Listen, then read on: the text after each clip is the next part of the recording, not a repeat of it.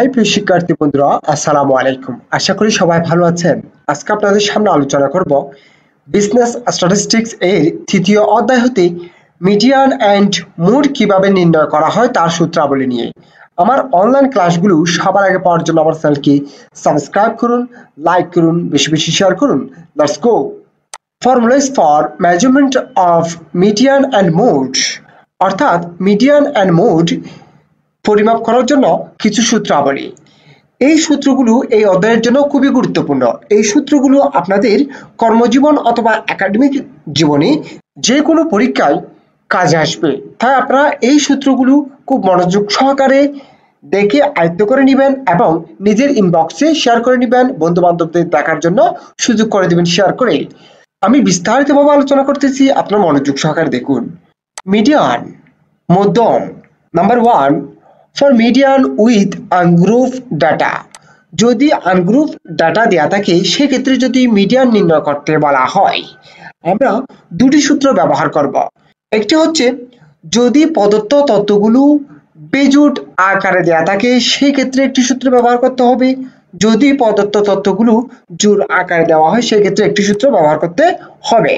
বেজোড় জোড় মানে হচ্ছে কি, আপনাকে প্রদত্ত তথ্য দেওয়া হয়েছে 9টি, তাহলে বেজোড় সূত্রটি ব্যবহার করতে হবে। যদি 10টি তথ্য প্রদান করা হয় তাহলে জোড়ের সূত্রটি ব্যবহার করতে হবে মধ্যমা নির্ণয় করার জন্য। তাহলে দেখুন, if odd number median equal to n plus 1 divided by 2 th item, অর্থাৎ যদি বিজোড় সংখ্যা হয় সেক্ষেত্রে মিডিয়ান নির্ণয়ের জন্য এই সূত্র ব্যবহার করতে হবে।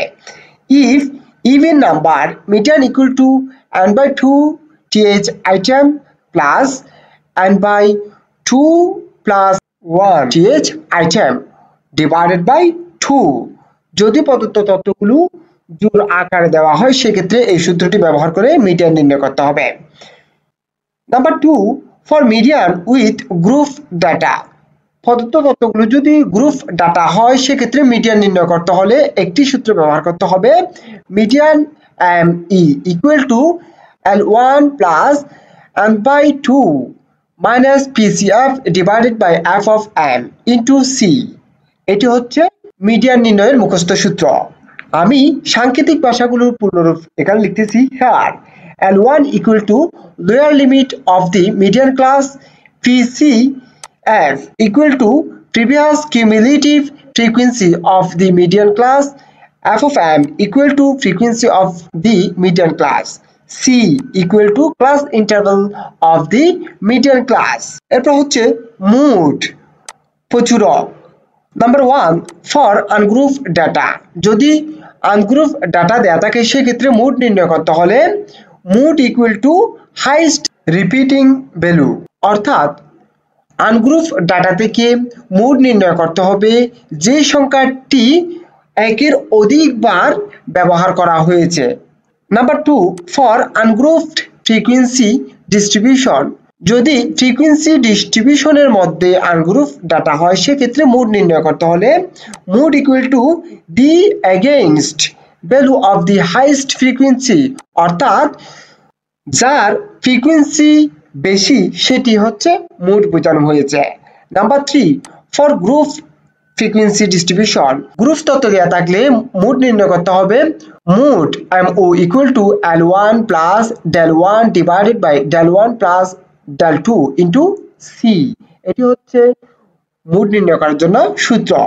Here del1 equal to difference between the frequency of the modal class and previous modal class, del2 equal to difference between the frequency of the modal class and next modal class, L1 equal to lower limit of the modal class, c equal to class interval of the modal class। প্রদত্ত ক্লাসে আমি median এবং mode কিভাবে নির্ণয় করা হয় তার জন্য সূত্র দিয়েছি। মিডিয়ান নির্ণয় করতে হলে দুইভাবে সূত্র ব্যবহার করতে হয়, কারণ প্রদত্ত প্রশ্নে দেওয়া থাকে গ্রুপ ডাটা এবং আনগ্রুপ ডাটা। যদি আনগ্রুপ ডাটা দেওয়া থাকে সেক্ষেত্রে এই দুটি সূত্র ব্যবহার করে মিডিয়ান নির্ণয় করতে হবে। এই দুটি সূত্র হচ্ছে, একটি হচ্ছে অড নাম্বার এর জন্য, আরেকটি হচ্ছে ইভেন নাম্বার এর জন্য। যদি প্রদত্ত তথ্যগুলো গ্রুপ ডাটা হয় সেক্ষেত্রে মিডিয়ান নির্ণয় করতে হলে এই সূত্রটি ব্যবহার করতে হবে। এভাবে মিডিয়ান নির্ণয় করতে হয়। এরপর হচ্ছে মুড। মুড নির্ণয় করতে হলে আপনাকে যদি আনগ্রুপ ডাটা দেওয়া থাকে সেই ক্ষেত্রে যেটি একাধিকবার ব্যবহার করা হয়েছে সেটি হচ্ছে মুড। যদি আনগ্রুপ ডাটা এবং ফ্রিকোয়েন্সি ডিস্ট্রিবিউশন দেওয়া থাকে সেক্ষেত্রে যার ফ্রিকোয়েন্সি বেশি সেটি হচ্ছে মুড। যদি গ্রুপ ডাটা দেওয়া থাকে সেক্ষেত্রে মুড নির্ণয় করতে বললে এই সূত্রটি ব্যবহার করতে হবে।